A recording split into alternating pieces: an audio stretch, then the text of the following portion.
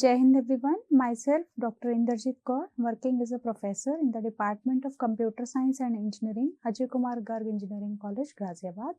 Today we will be discussing about the Federation of OpenStack Clouds.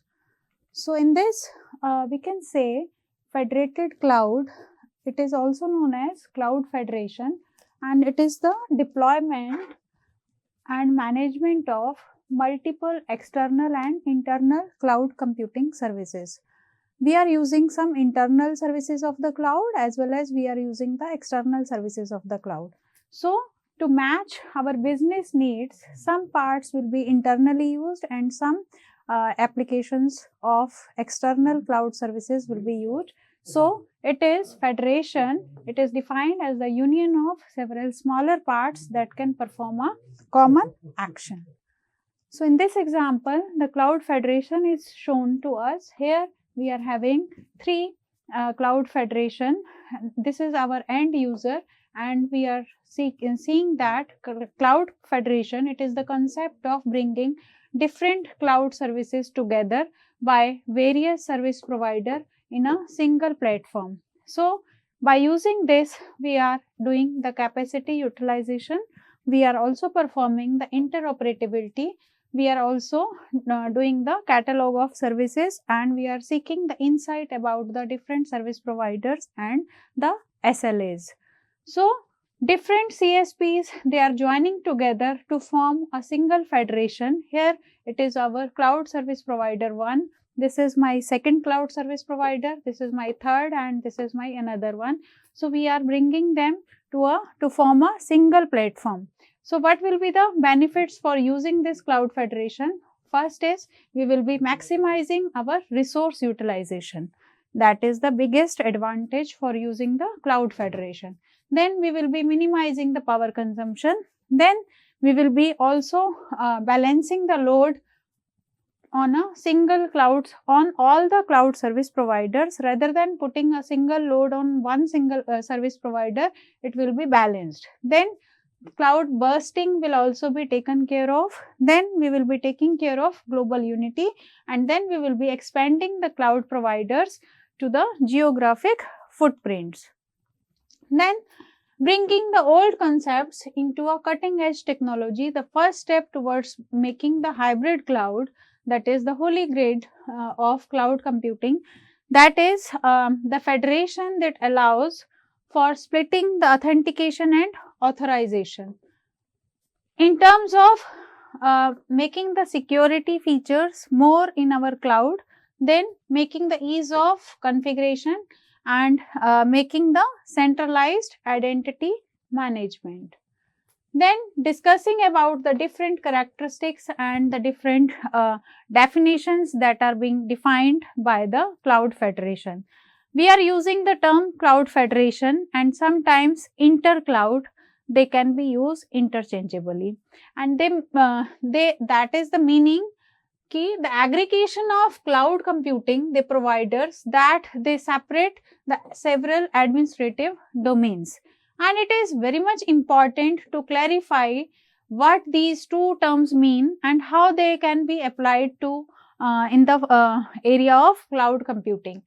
The term federation, it implies that the creation of an organization that supersedes the decisional and administrative power of the single entities and it acts as a common act as a whole.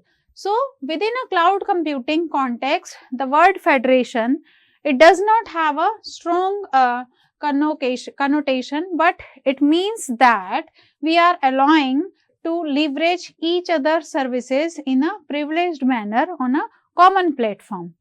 So, a definition of the term cloud federation, it was given by R. Cohen, that was the founder and CTO of Anomaly Incorporation. He defines the cloud federation is that manages consistency and the different access controls when there are two or more independent geographically distinct clouds. They share either authentication, they either share the files, they either share the computing resources, they either share the commands or they either share the control or the access to store the common resources. So, this definition is very much broad and it includes all the different expressions for the cloud services, aggregations that are being governed by the different agreements between the cloud service providers rather than they are being imposed by the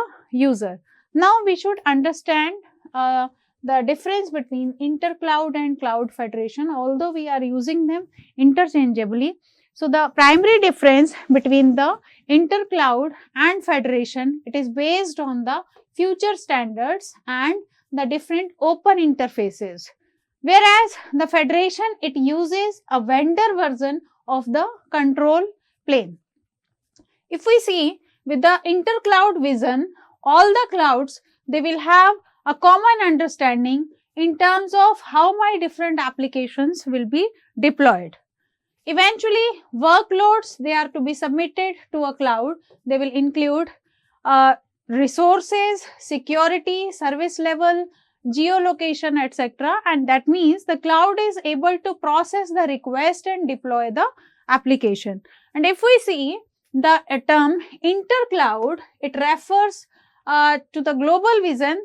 In that means the interoperability among different cloud providers, it is to be governed by different standards, and it means that we are creating an open platform where my different applications, different workloads, and they freely compose different services while using the different sources. The concept of cloud federation, it is more generic and it includes the different aggregations on ad hoc basis between the different cloud service providers basis on their different agreements. Why is cloud federation done? We have already discussed that it gives us different benefits. So, first benefit is my load balancing. It balances the load on all the different cloud service providers. Then it takes care of the capacity management. Then it takes care the prevention from different vendor lock-ins. Then it also prevents from the different power outage and failures. Then we can make the efficient use of surplus resources. Then it allows the scaling our data to other cloud service providers. These are the different benefits, 6 benefits basically categorized, so that why cloud federation is required. Then what are the different driving factors for doing the cloud federation? My first factor is it gives me the choice of different service provider on a single platform. Then it gives me a chance that I can do the mix and match of different services provided by different cloud service providers. Then it is allowing me to going locally. Then different heterogeneity of various platforms together is possible because of this cloud federation. Then it gives me the ability to scale, and then the movement and migration of workloads is possible because of cloud federation. Then what are the different providers and enterprise centric hybrid clouds? This is my end user and this is my self-service portal through which I am able to access the different clouds. In this example, we are using the 3 clouds. Here I am using the hybrid approach that gives me access to use some of the public services and some of the private services of the cloud, and it helps me in scaling and migrating gradually to different clouds and locations. And this approach, it is suitable to specific enterprises and cloud service providers. Here this is my self-service portal that is allowing me to access the various clouds and various features, various platforms, various services that I require from cloud 1, cloud 2 or cloud 3. So, single user is able to access that. Then next is marketplace based federation model. Here this is my end user wants to use the cloud on different for different applications. This is my cloud marketplace in which various clouds they are existing in the market. Here is my federation engine, that is cloud federation, that allows me to access the various clouds, services, providers for a single service. So here I can, the end user can search, he can select and he can compare the different offers or services provided by different cloud service providers. Here we can see the two service providers and we can compare the services, the applications, the offers provided by two cloud service providers. Then we can create and go to the provision workload across different service provider. Then we may plan to have the consolidated usage and billing across different service provider. Then we may make the agnostic model. Then we can plan for a flexible model, that is depending upon the workload movement and migration between different service provider. Then we can have the choice of different providers and looking for the different offers. Then we may create a competitive environment that leads to the innovation. That is the purpose for using the federation, cloud federation model. Then there are 4 levels of federation basically. Creating a cloud federation, it includes the research and development at different levels. We start from the conceptual, then logical and operational, and then seeking at the infrastructural level. So at the conceptual level, that gives us the motivations for using the different cloud service providers by the different end users. We can compare the advantages. We may have opportunity. We may have look for the different opportunities given by the different service provider and we may oblige them. Then moving on, after having the conceptual level, we moving on to the logical and operational level. We may have we may seek for the federation models. We may plan to form the federation models. In that we can see the different cloud service. We may compare the different cloud service provider, different agreements, then have a comparative study for the market and pricing model and may plan for the service level agreement. Then comes at the infrastructural level. Here we are able to define the set of rules. That means we are defining, we can have a protocol look, we may define the different interfaces and standards, that is the programmatic interoperation, and it gives me the reservoir or intercloud, that is my federation platforms. Starting from the conceptual level, it addresses the different challenges in presenting a cloud federation as a favorable solution in comparison to the use of services that are being used by the single cloud providers. Although nowadays all the things are being used by, we are currently using the AWS services, but we need to have a background for this cloud federation model. So in this level, it is very much important to clarify the identity for all the cloud service providers with their advantage for either service providers to the different consumers for taking and using the new opportunities in a federated environment to have a single provider solution. These are the different elements of concern at this conceptual level. As we have already discussed, it gives us the motivation for cloud providers to join a federation. It gives us the motivation for service consumers to leverage a federation. It gives us the advantage for providers in leasing their services to other providers, and it gives us the obligation of providers once they have joined the federation. it gives us the trust agreement between providers, and there comes the transparency versus consumers. Now the consumers may have a look on their own ki which service provider is giving which service better way.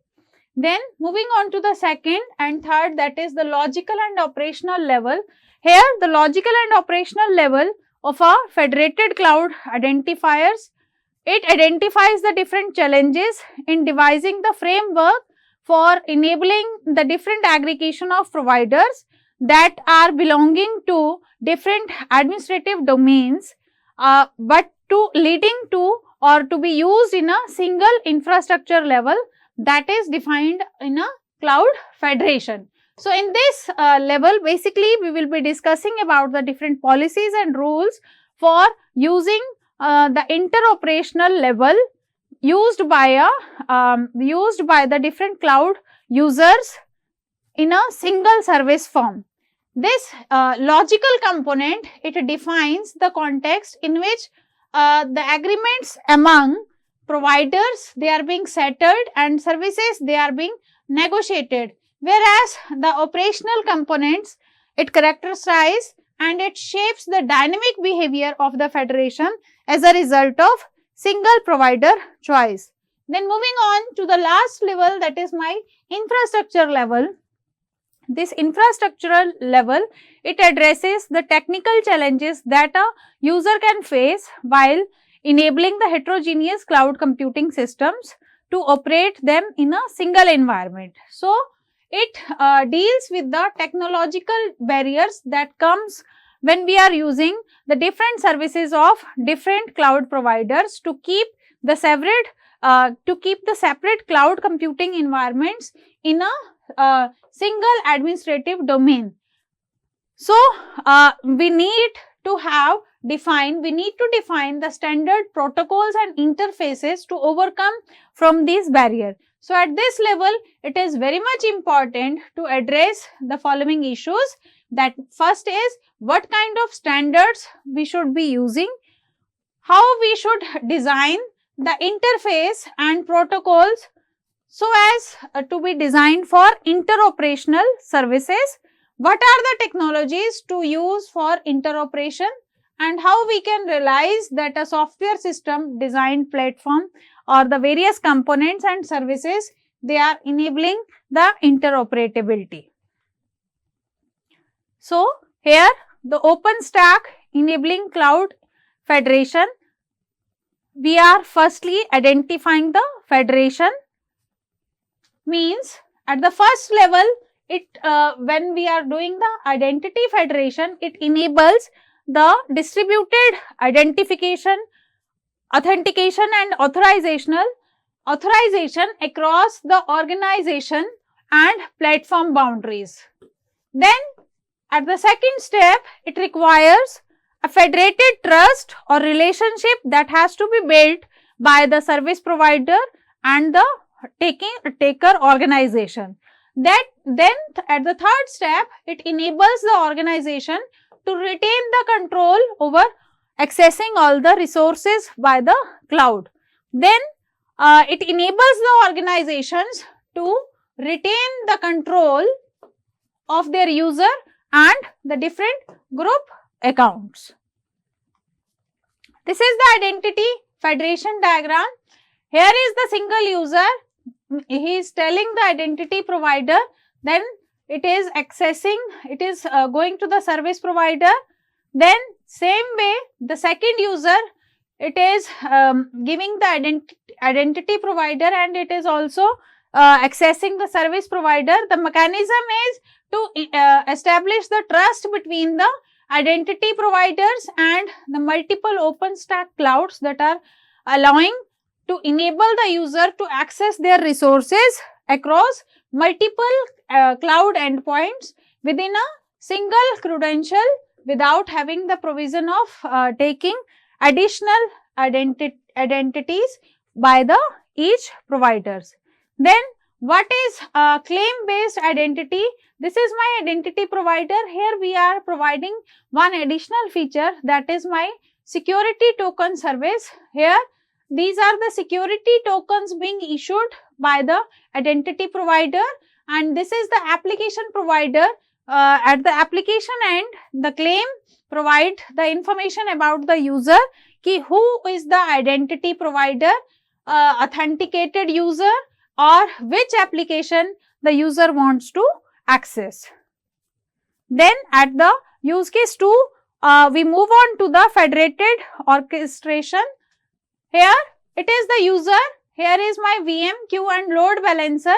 Then I am going to the monitoring or management and taking the load balancer is taking the backup, and it is moving to the federation engine, and here I am able to access the 3 providers in this example.